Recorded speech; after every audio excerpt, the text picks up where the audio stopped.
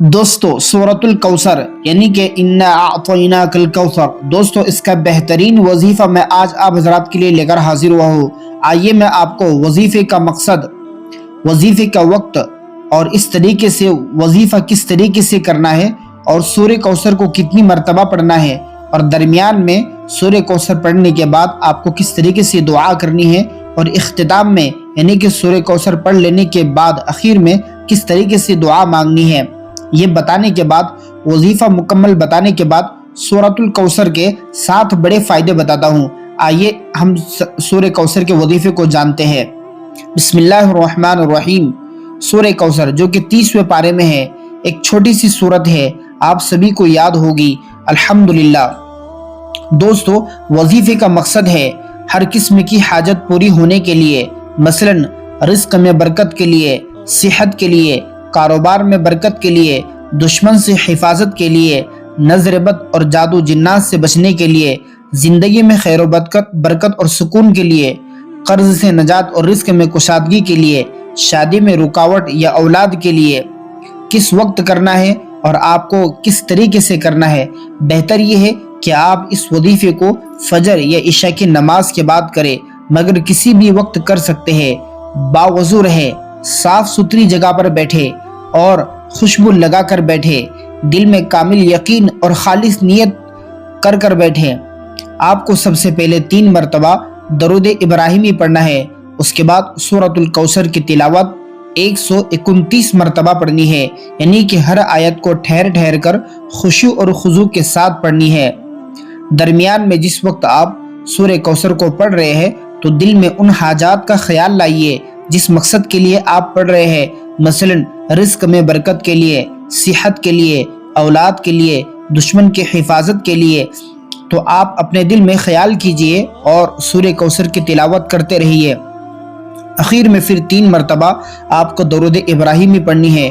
درود ابراہیم پڑھ لینے کے بعد اپنے ہاتھوں پر دم کر کر چہرے پر پھیر لے اور اللہ سے دعا کرے۔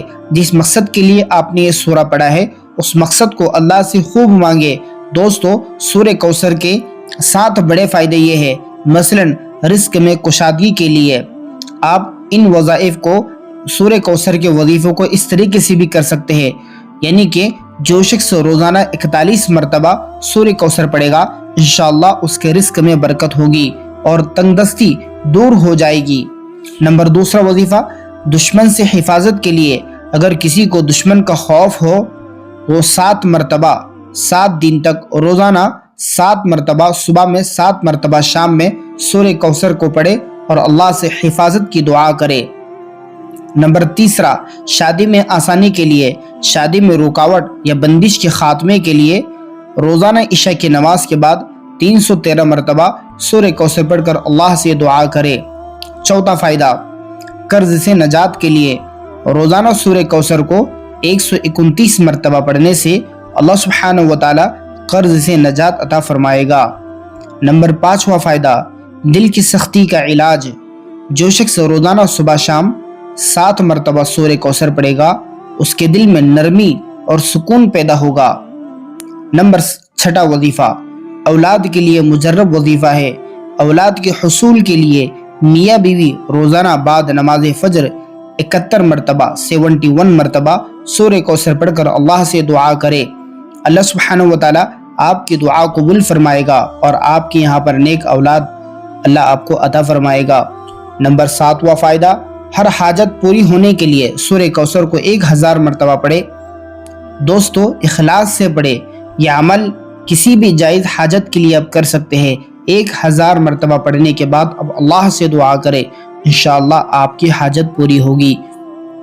دوستو چند ضروری ہدایات ہیں اس عمل کو کرنے کے لیے، مکمل یقین اور اخلاص کے ساتھ یہ عمل کرے، ناپاکی کی حالت میں وظیفہ نہ کرے۔ عمل کے دوران گناہ سے بچنا بہت ضروری ہے اور ہمیشہ گناہوں سے بچے۔ اللہ کے ساتھ عاجزی کے ساتھ، اللہ سے عاجزی کے ساتھ دعا مانگے۔ دوستو آپ کے عمل میں خشوع اور خضوع ہونا چاہیے تو اللہ سبحانہ وتعالی آپ کے اس وظیفے کو قبول فرمائے گا اور آپ کی حاجات کو پورا فرمائے گا۔ دوستو اس قسم کے ویڈیو دیکھنے کے لیے آپ ہمارے یوٹیوب چینل سے ضرور جڑے اور اس ویڈیو کو اپنے دوست احباب رشتہ داروں میں ضرور شیئر کریں تاکہ کسی نہ کسی کا فائدہ ہو۔